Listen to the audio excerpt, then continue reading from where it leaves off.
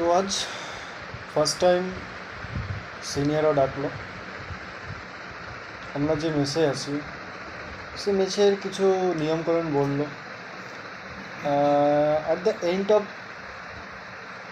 this 2 hour long class, we understand that they are like our guardian to protect us because of আমরা অনেকটাই দূরে আছি বাড়ির থেকে। তো এখানে আমাদের ফ্যামিলির কোনো গার্জিয়ান থাকে না। তো সেই সিনিয়ররা আমাদের একটা কিছু ফর্মালিটি বা ডিসিপ্লিন বলা যায় সেভাবে মধ্যে বোঝালো। তো তার জন্য ফার্স্ট স্টেপটা যেটা নিতে হলো সেটা হলো ক্লিন শেপ। তো এইমাত্র ক্লিন শেপ করলাম। আরও বাকি যারা আছে তারা এখন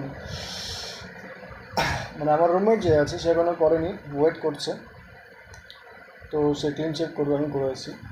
এখন ফার্স্ট ডে এক্সপিরিয়েন্সটা এরকম আছে যে কালকে আমরা প্রথমবার কলেজে যাব, কলেজে ক্লাস করব। তো আমাদের কীভাবে যেতে হবে না পুরো গাইডলাইন আজকে একটা মাস্টার ক্লাস দিল আমাদের সিনিয়র দাদারা।